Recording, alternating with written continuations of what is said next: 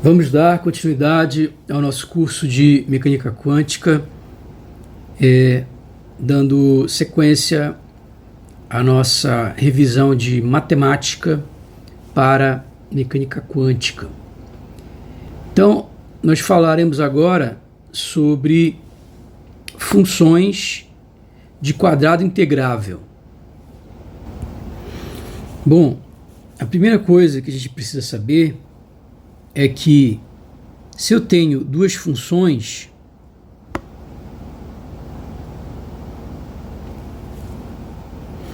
eu posso fazer também o produto interno, né? Produto interno de duas funções. Então, a gente estudou o produto interno agora como da mesma forma que a gente faz o produto interno ou produto escalar de funções de dois vetores no R3. Mas você pode também definir um produto interno de duas funções. Eu acho que vocês já estudaram isso lá em álgebra linear, né? Então, se eu tenho duas funções, vou colocar aqui quem são as funções: psi de x e φ de x. Então, o produto interno dessas funções, que é a primeira e a segunda, o primeiro e o segundo fator, ele é integral de psi de x do conjugado da primeira função vezes a segunda função integrado em x. Bom, geralmente quando a gente coloca só integral e não coloca nada, fica subentendido que a gente está integrando aí em todo o espaço, né? Então, essa integral, ela pode divergir, né? E aí, no caso, esse produto escalar não existe, ok? Então, a gente precisa, muitas vezes, impor alguma condição, né? E aí que surgem os tipos, né, de funções. Então, daí surge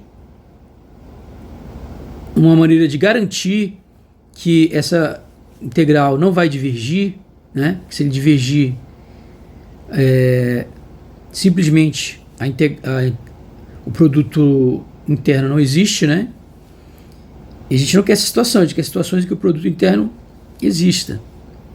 Então a gente cria o conceito de um caso que a gente tem certeza que o produto interno existe, que é a famosa função de quadrado integrável.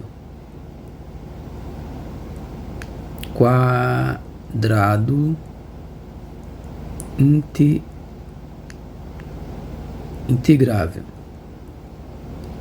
Então eu posso dizer que uma integrável, posso dizer que uma função é uma função de quadrado integrável, uma função psi, digamos, de x, ela é uma função de quadrado integrável se o produto escalar dela com ela mesma é a integral, se é o produto escalar dela mesma, que é a integral do produto escalar, né? Porque vai ficar o quê? Vai ficar conjugado vezes a função, que é o módulo da função ao quadrado. Dx é finito. Então, se o produto escalar da função com ela mesma é finito, ou seja, se o módulo, né, ao quadrado é finito, então essa função é dita de quadrado integrável.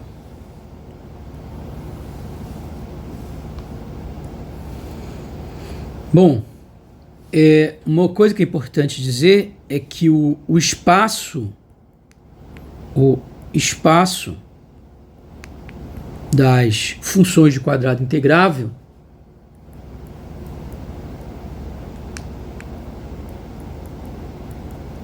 de quadrado integrável é um espaço de Hilbert de dimensão infinita. Então, por que é um espaço de Hilbert? Porque você consegue provar facilmente, primeiro, que ele é um espaço vetorial linear. Então, todas essas propriedades que a gente viu antes, né? Fechamento, né? Ou seja, se eu parto de duas funções quadradas integrável, a soma também é quadrada integrável, comutatividade, associatividade, existência, todas essas propriedades, elas vão ser válidas para esse espaço, né? Todas as propriedades de produto escalar, por escalar. E além desse espaço de funções quadradas integráveis ser um espaço linear, ele é separável e completo. E além disso, né, ou seja, você tem lá que a função de quadrado integrável pode ser representada, né, numa forma lá discreta, e que o limite dessa aproximação ele existe, né? Ok? Lá existe dentro desse espaço, do espaço de funções de funções de quadrado integrável. Ok? E além disso, para esse espaço é definido um produto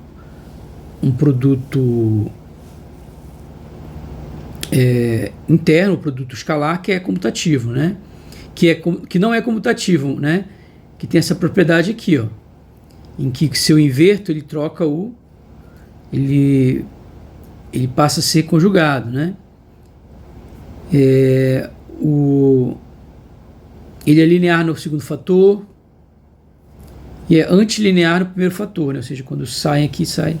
Todas as propriedades vão ser obedecidas lá por uma função de quadrado integrável. O módulo sempre é positivo, a não ser que que o vetor seja zero, né?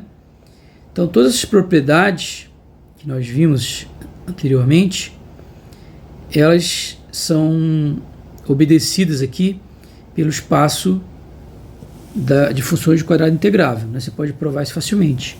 Então o espaço de funções de quadrado integrável é um espaço de Hilbert, né? E por que de dimensão infinita? Bom, para isso basta você pensar, por exemplo, na série de Fourier, né? Ou na própria transformada de Fourier, onde o que você tem? Você tem uma base, né? Por exemplo, se eu pensar em série de Fourier, eu vou ter lá uma base para representar uma função periódica. Então, vamos mostrar com um exemplo que é melhor, né? Então, aqui, exemplo.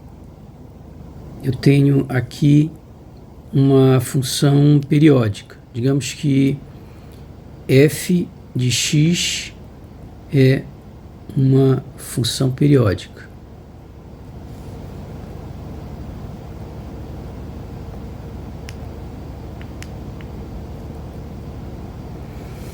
Então, se ela é uma função periódica, eu posso escrever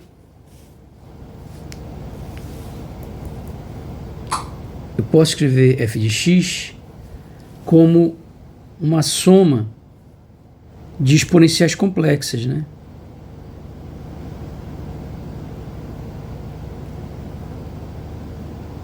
E ômega nt, onde sin vai de menos infinito a mais infinito. Não, na verdade, isso aqui está errado, né? Aqui, sim, vou colocar aqui uma função de base φn. Ao invés de que eu estou falando do espaço, tem que ser espacial. Só que se a função é periódica, significa que o quê? Que eu tenho aqui o eixo x, ó, e ela é... Deixa eu fazer um gráficozinho, né? Pra gente entender o que acontece. Você vai entender como, se ela for quadrado integrável, a dimensão tem que ser infinita, né? Por quê? Porque a base vai ter infinitos vetores de base, isso que a gente vai ver. Então f é uma função, o que é a dimensão? É o número de vetores de base, né? Então, a dimensão, nesse caso, ela é infinita, porque quando eu tenho uma função aqui, eu tenho uma função, por exemplo, periódica, né? Uma função quadrada integrável, essa função de base, ela é infinita, né? O número de vetores da base, número de funções de base, de vetores de base. Então, aqui nesse problema que eu estou fazendo, a função é periódica. Então, digamos, tem o zero aqui, aí de menos L até L, ela tem uma função aqui. Okay? E essa função, ela fica se repetindo.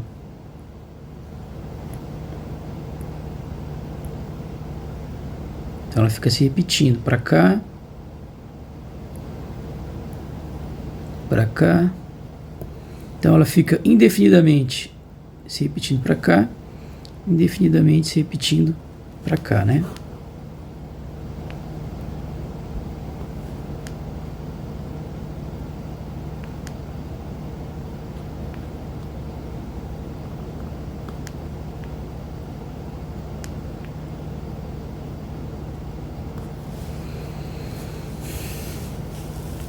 Ok? E aqui então é 2L, aqui era L, ela vai, na verdade L sobre 2, né? Deixa eu colocar L sobre 2 aqui. Ok, 3L sobre 2, ela vai se repetindo, e aqui é menos 3L sobre 2. O tamanho, o período dela, aqui ela vai se repetindo GL em L, né? E com base, a base é formada por esses vetores aqui, né?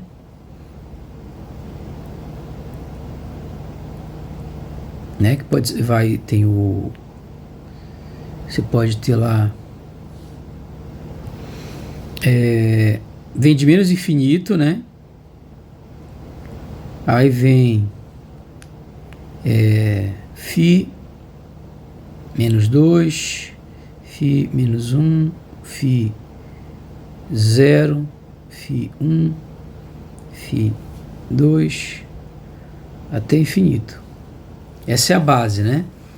E quem é o vetor, o enésimo vetor de base, o enésimo vetor de base quem é o enésimo vetor de base?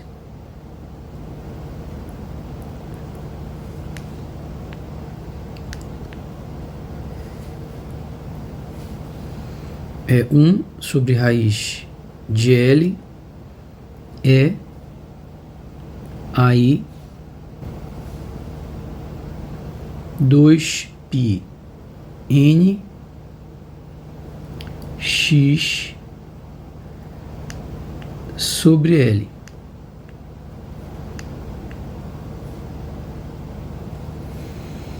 E aí quando eu faço o produto escalar, né? Faço o produto escalar aqui do M pelo N, dois vetores de base, o que eu vou encontrar? Aí vem a definição, né? O produto escalar de duas funções é isso aqui, ó. Então vai ser integral, no caso aí é de menos L sobre 2 a L sobre 2, né, onde a função é definida. E aí a primeira função conjugada, né? M aqui, e o segundo N, e aqui dx, né? Então o que isso vai dar? Integral de menos L sobre 2 a L sobre 2. Aí fica 1 sobre raiz de L é AI 2π mx sobre L. E 1 sobre raiz de L é AI 2π n x sobre L dx. E aí isso vai dar o quê? Integral de menos L sobre 2 a L sobre 2. Isso aqui vai dar 1 sobre L. Aí o produto potências de mesma base, conserva a base sobre os expoentes. Vai dar I 2π x sobre L. E aqui é M. Aliás, aqui vai ficar conjugado primeiro, né? Como o primeiro é conjugado, troca o sinal do I, né? O I está mais, passa a ficar menos. Então fica aqui N menos M dx. Então, vou supor primeiro que o M é diferente de N. Se o M é diferente de N, então o produto φm, φn vai ser igual a 1 sobre L, integral de menos L sobre 2 a L sobre 2 de... Bom, posso fazer a integral logo, na verdade, né? A integral vai ser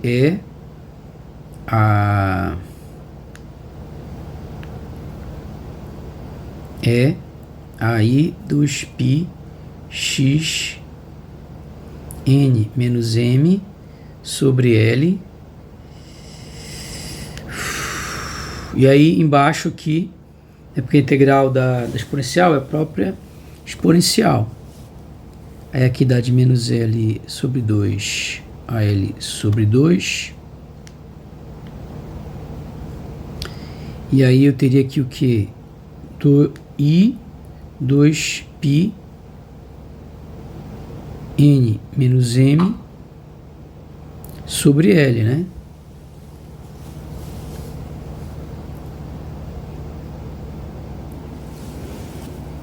Ok? E aí, fazendo isso daí, a gente tem que lembrar que aí θ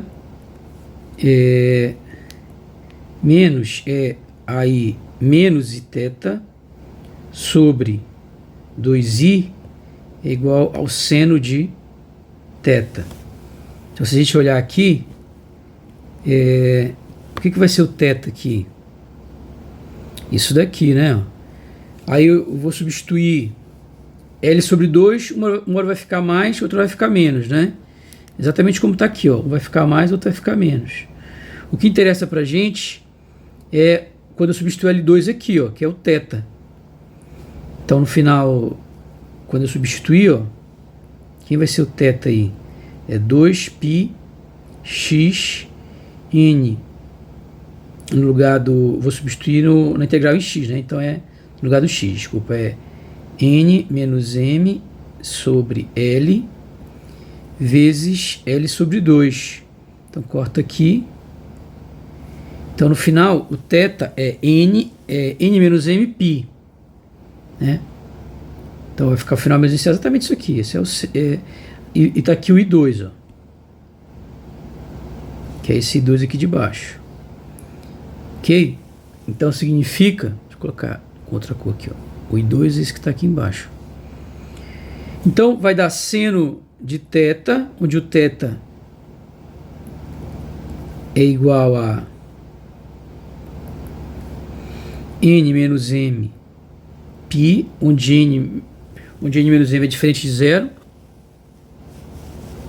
Ok? Porque ele é n m diferente. E embaixo que sobra é isso aqui, ó. Então vai ficar o seguinte, bom, uma coisa eu posso cortar, né? Isso daqui, ó, corta com isso daqui. Então o que sobra embaixo exatamente é o θ, né? Então vai dar, na verdade, seno de θ sobre θ. Resultado final já, né? Então o produto, esse produto aqui,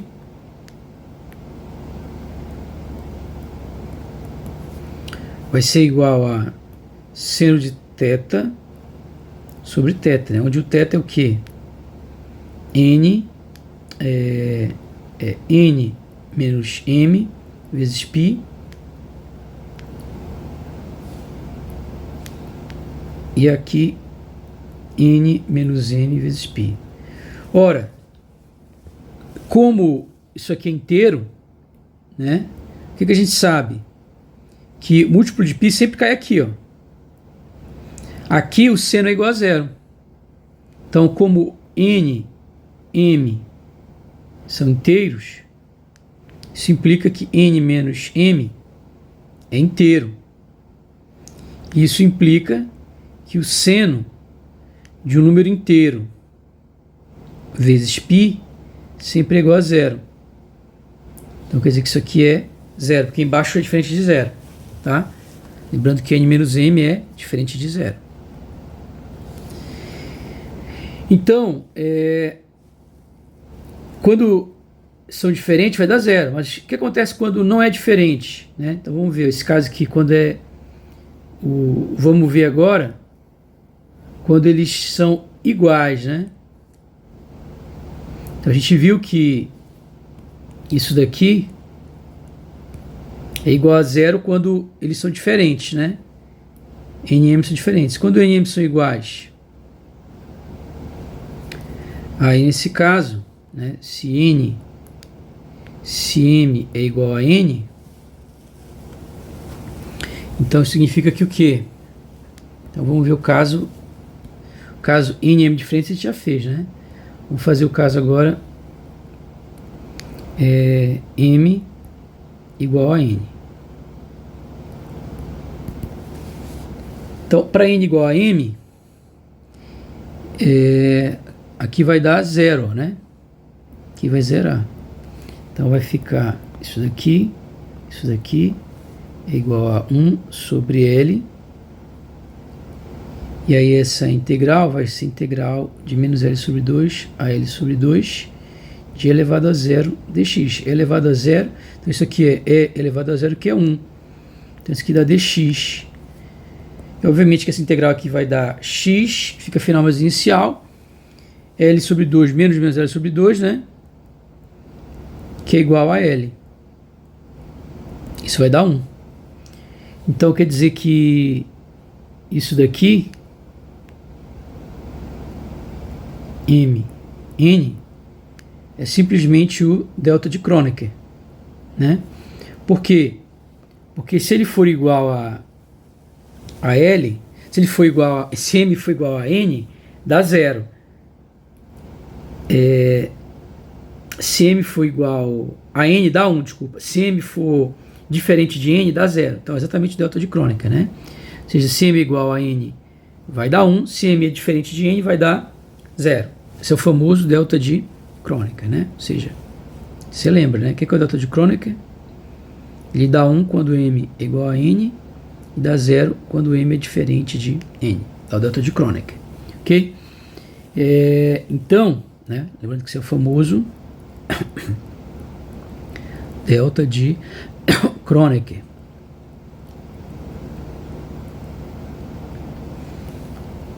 Então o que a gente observa nesse exemplo é que realmente isso aí é uma base, essa base aqui é uma base ortonormal. E essa base ortonormal tem quantos elementos? Infinitos. Se essa base tem infinitos elementos, isso significa que dimensão é infinita, né? Como nesse exemplo,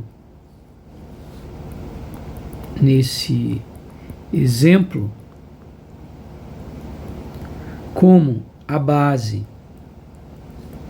possui infinitos elementos, os vetores de base, né? A dimensão, que é o número, né? Que é o número de vetores de base,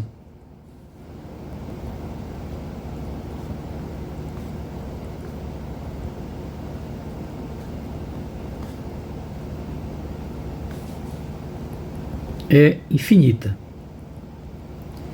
Então isso sempre vai acontecer quando eu tiver funções, né? Sabe que eu peguei um caso mais simples aqui, uma função periódica. E aí você lembra que quando ela não é periódica, né? Você ainda tem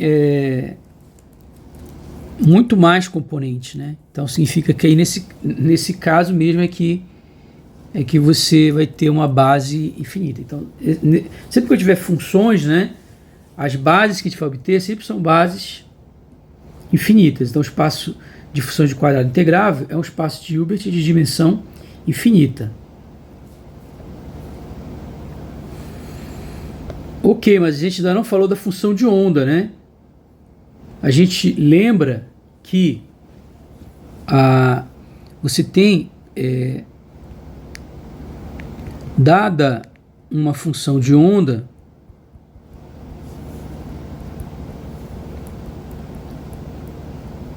ou seja, uma função que descreve uma partícula, né? Em termos de posição e tempo, pela interpretação de Born,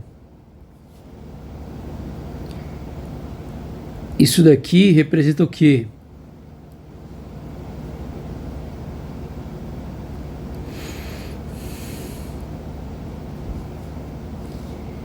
É a densidade de probabilidade,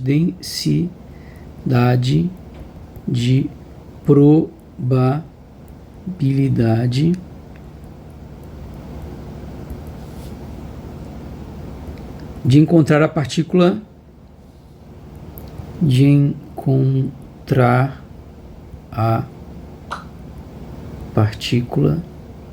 em x no tempo t.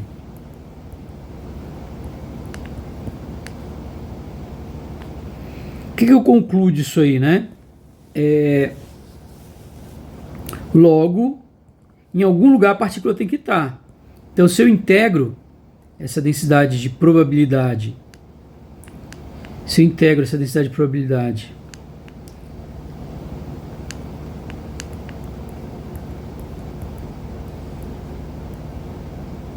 em todo o volume, né, possível, no espaço inteiro, né, no R3, vai dar 100%, porque em algum lugar essa partícula tem que estar, né? No nosso caso, que a gente tá, se eu pensar no caso unidimensional, é só função de x, né, não é de R. A posição é uma posição só em x. Então aqui seria integração em x. Então isso aqui tem que dar 100%.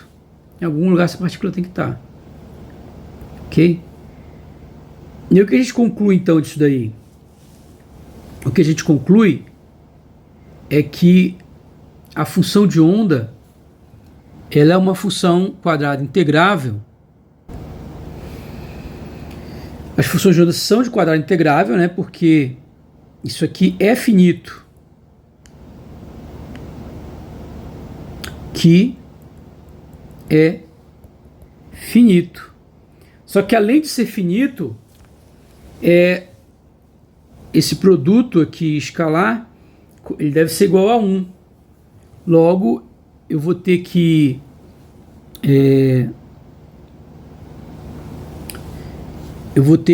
essas funções elas precisam ser normalizadas, né? Então, a função de onda é quadrado integrável, porque isso aqui é finito, ó. Quadrado integrável. Se é finito, já é quadrado integrável. Por que é finito? Porque sempre vai dar 1. Então é quadrado integrável. A função é quadrado integrável e normalizada, porque esse valor finito é 1. Na verdade, toda função normalizada é quadrado integrável, né? Porque se ela é normalizada, o módulo dela ao quadrado, essa norma vai dar 1. Essa norma ao quadrado vai dar 1. Então, obrigatoriamente, ela é quadrado integrável. Então, ela é normalizável e ela é quadrado integrável e normalizada. Ou melhor, se eu quisesse colocar assim, a função é normalizada. Vou colocar só assim, ela é normalizada. O fato de ser normalizada, o que quer dizer normalizada? Quer dizer que se eu integrar no espaço todo, vai dar 1. Então significa que ela é quadrada integrável. A função é a função é normalizada.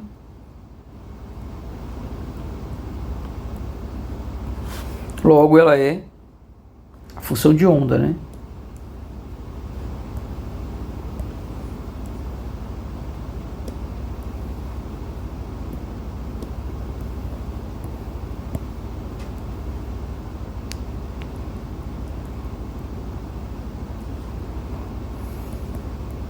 A função de onda é quadrado integrável.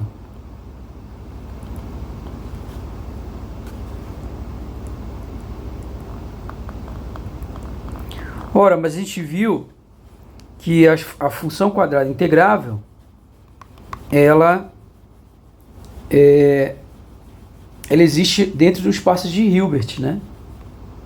Então, isso implica que o espaço da mecânica quântica é um espaço de Hilbert, né? Ok? Então, as funções de onda, elas vão habitar aqui um espaço de Hilbert, né? Okay? Então, todas aquelas propriedades que a gente estudou para vetores e todas aquelas propriedades que a gente estudou para produto interno, todas elas valem para funções de onda. Ok? Então, vamos dar continuidade. Vamos falar agora da notação de Dirac. A famosa notação de Dirac, né? É a parte sempre mais esperada do curso, né? Que é uma notação bonita, né? A questão estética é importante, que é muito bonita essa notação, né? Ok, então, o que a gente tem? O estado quântico de um sistema físico pode ser uma partícula, um conjunto de partículas quânticas, né? É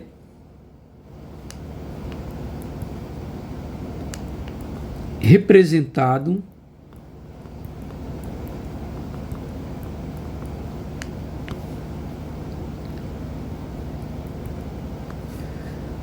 pelo vetor de estado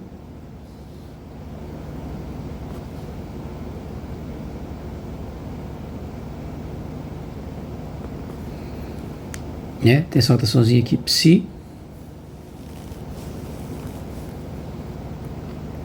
denominado ket. Então, esse símbolozinho aqui é o símbolo do ket. Então, todo estado quântico é representado por um ket, por um vetor ket, né? Por um ket de estado, por um vetor de estado. Ok? Você vai ver todos esses nomes vão aparecer. Importante, obviamente que a gente viu que o estado quântico ele é um elemento, né, do espaço de Hilbert, né? Então, posso dizer que o que? Os ket pertencem ao espaço de Hilbert, né?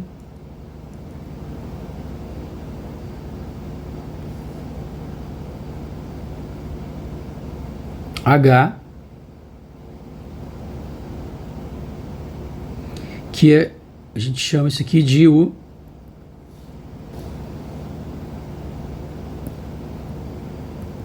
espaço de ket, ok? Só que nós vimos que a todo vetor, isso que a gente já viu, né? a todo vetor corresponde a todo vetor do espaço de Hilbert corresponde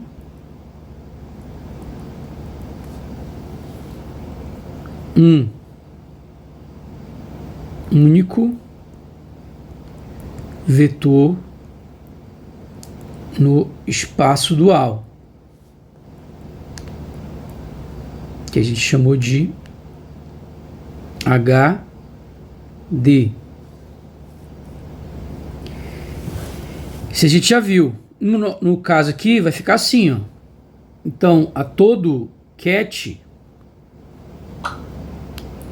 no espaço de Hilbert corresponde um dual que a gente representa assim. O vetor dual é chamado de Bra. Então, a todo ket corresponde um Bra no espaço dual e a todo Bra corresponde um ket, tá? Então, tem essa correspondência 1 a 1, onde esse aqui é o que está no espaço de Hilbert, esse aqui é o que está no espaço de Hilbert dual. E aí vem o produto escalar, né? O produto escalar ou produto interno, vou ficar mudando o nome de vez em quando para você não decorar nome, né? Produto escalar ou produto interno, né?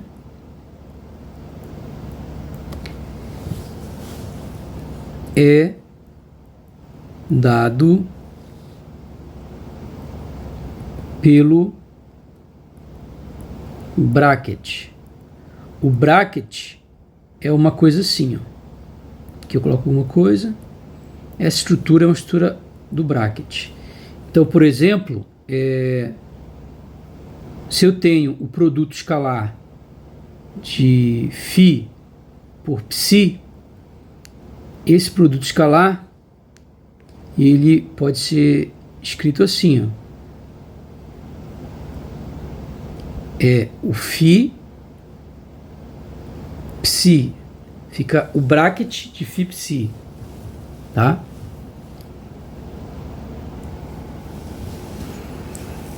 Uma coisa importante a destacar é que a representação do ket é uma representação bastante geral e que, na verdade, ela independe de da representação particular, né? Então, o vetor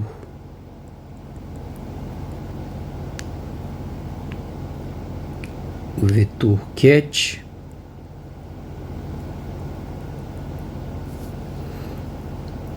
independe da representação particular.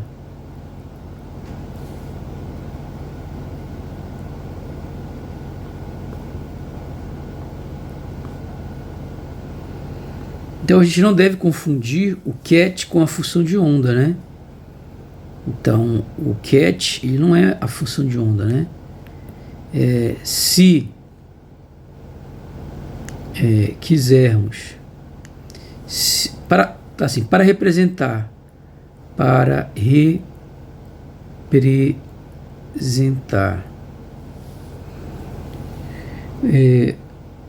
o estado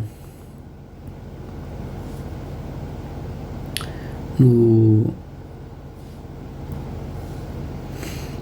espaço da posição,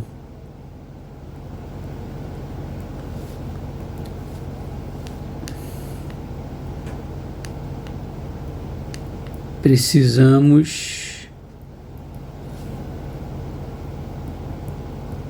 fazer. Então você tem que colocar aqui qual é a posição, o tempo, né? E jogar isso no ket. Isso vai dar a função de onda. Ok? Então, por exemplo, imagina que eu tenho um cat assim, ó. Só que eu estou querendo obter de como obter. Eu quero a função de onda em x, ok? Então, o cat nesse caso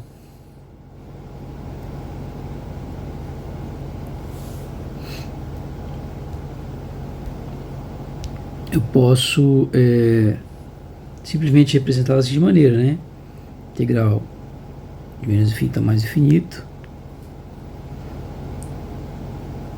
da função de onda em x' cat x' dx'.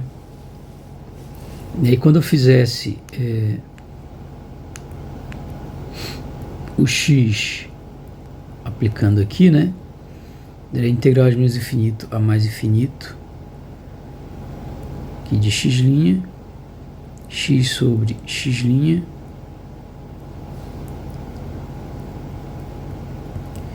e aí isso daria aqui o delta de Dirac, sendo que o delta de Dirac nesse caso ele mata toda a integral, só deixa escapar o valor da função, onde essa variável de integração é trocada por essa variável aqui. Então é isso que a gente tem aí. Ok? Então a gente consegue obter a função de onda, mas percebe que o cat ele é escrito em termos de cats, né? Não tem nada a ver com a função de onda. Ok. Eu poderia também fazer com o P, né, com o momento, para obter ele no espaço de momentos.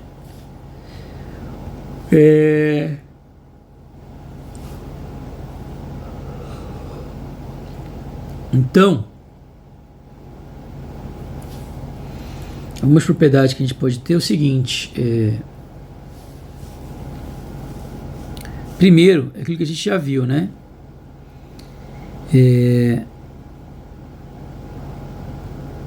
A todo cat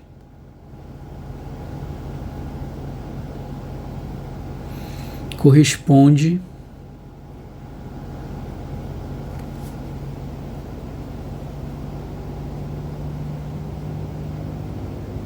um único Bra.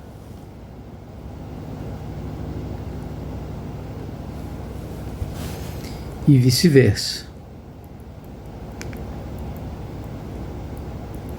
Então, para cada cat no espaço de Hilbert, eu tenho um Bra no espaço de Hilbert dual.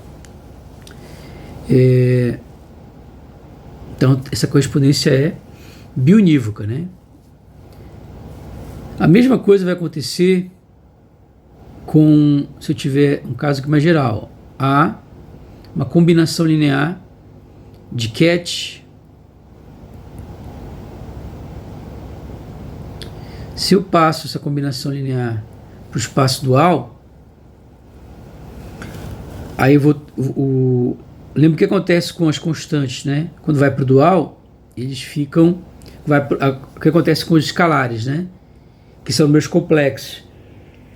Eles viram o complexo conjugado. Então esse vira o complexo conjugado, esse vira o Bra, quando ele vai para o dual, né?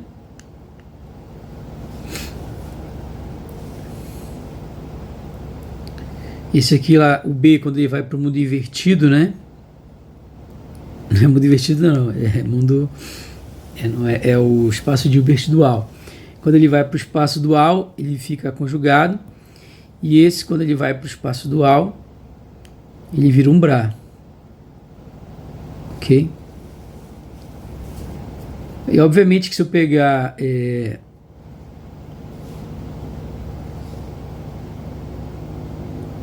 um A vezes isso aqui, né?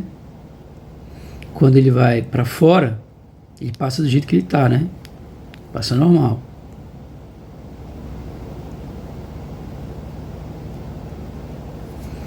Agora, se eu tenho um escalar do lado esquerdo, quando ele vai para fora, eu tenho que fazer o conjugado, ok? Então, sempre que ele estiver do lado, sempre que ele estiver no umbral, sempre que ele está no dual, quando ele sai conjugado. Então, se ele está lá no mundo invertido, quando ele sai de dentro do, né? Se ele está lá no espaço de Hilbert dual, quando ele sai de dentro, né? Lembra que todo mundo que está no Bra vive dentro do espaço de Hilbert dual. Então, uma constante, quando ela sai aqui de dentro, no espaço de Hilbert dual, ela sempre sai conjugado, tá? Bom, a gente viu uma outra propriedade que a gente já viu, é que eu posso fazer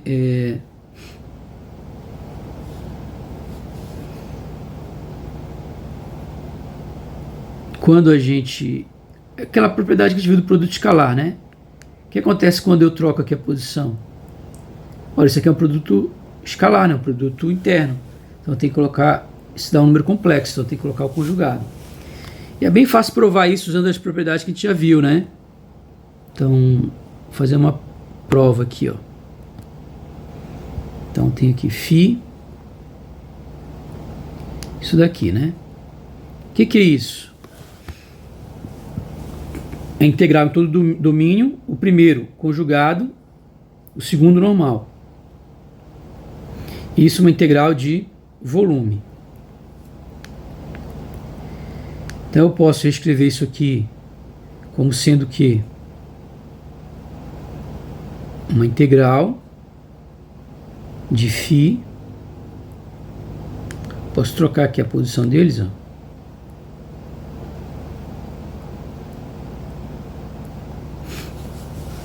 Então o que aconteceu? Tem que colocar um conjugado aqui, porque o conjugado da integral é a integral do conjugado. E a integral do produto é o produto dos conjugados.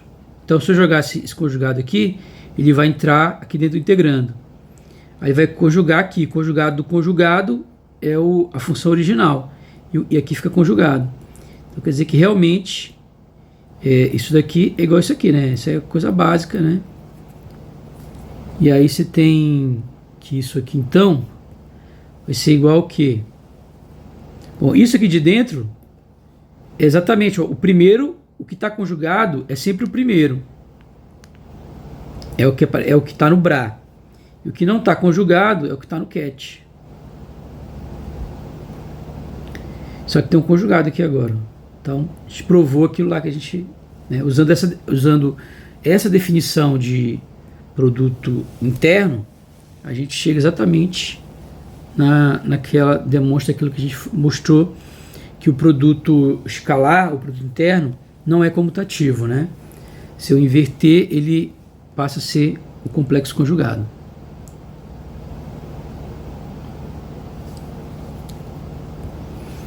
E a gente vai seguir aqui vendo mais algumas propriedades, né? Então, outras propriedades que a gente pode ver é o seguinte, ó. Se eu faço isso aqui, ó,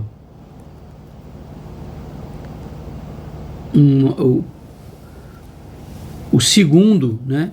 O cat, eu vou lá e coloco uma combinação linear.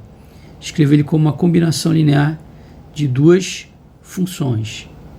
Vou usar φ aqui, tá? Então, se eu faço isso, o que vai acontecer?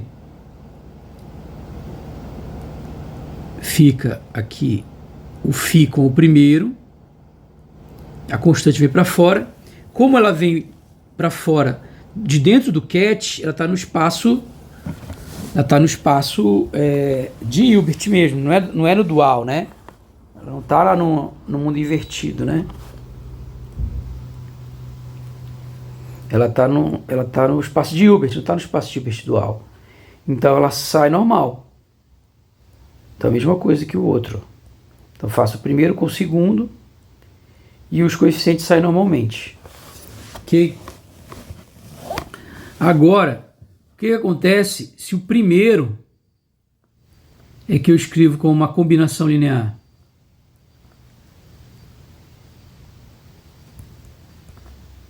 Aí muda tudo, né? Porque agora esse primeiro, ele não tá mais... esse primeiro aqui, né? Ele não tá mais no espaço de Hilbert, né? Ele tá lá agora lá no mundo invertido, né? Ele não está mais no espaço de Hilbert. Ele agora está no espaço de Hilbert dual. Ele está no espaço dual. Então, no espaço dual, é tudo meio sombrio, diferente, né?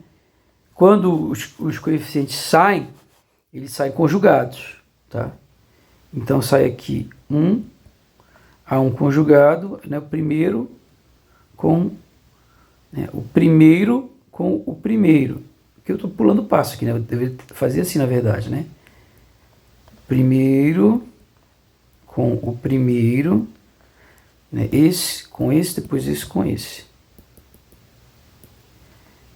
Mais, né? Porque é linear, então eu posso usar essa propriedade aí, né? Só que agora eu posso jogar esse A para fora. Só que quando eu jogo o A para fora, o que acontece?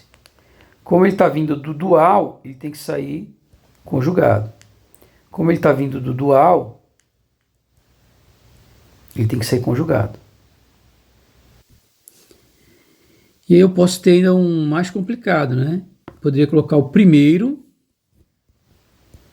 como uma combinação linear de dois vetores, né? E o segundo também como uma combinação linear de dois vetores. Então, nesse caso, o que vai dar?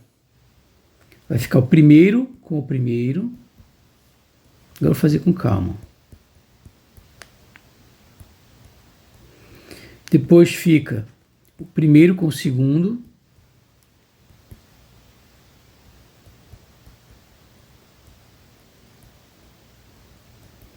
Depois o segundo com o primeiro.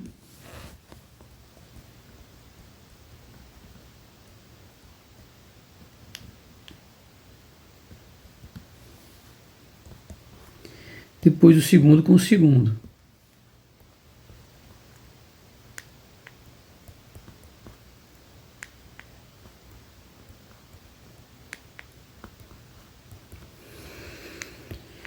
E agora a gente pode jogar para fora. Só que lembra que, ó, tudo que tiver no Bra vem aqui desse mundo invertido sombrio, né? Todos eles vêm do espaço dual. E no espaço dual, quando a constante sai, ela sai conjugado. Ok? Então, o A sai conjugado. O B, por sua vez, ele não vem do espaço dual. Ele está no espaço de Hilbert mesmo. Então, ele sai do jeito que está. Ok?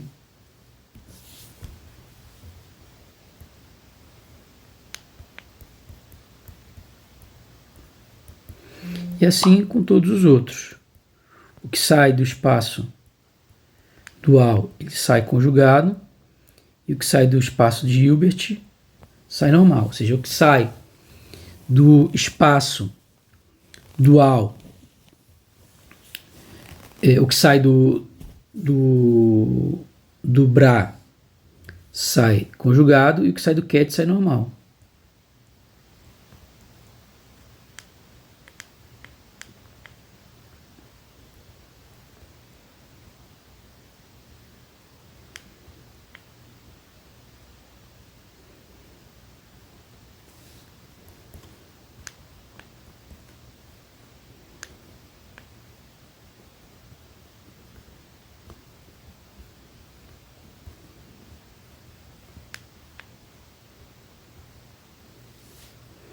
Ok?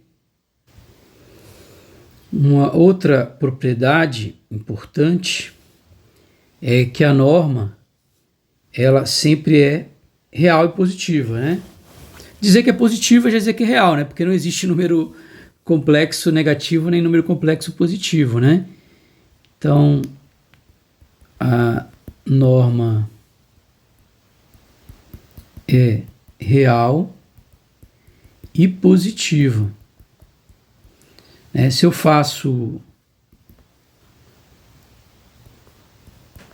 isso daqui, ó, faço produto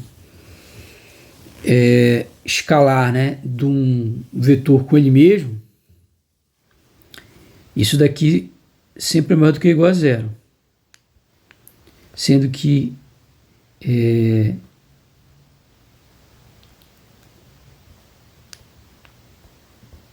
só é zero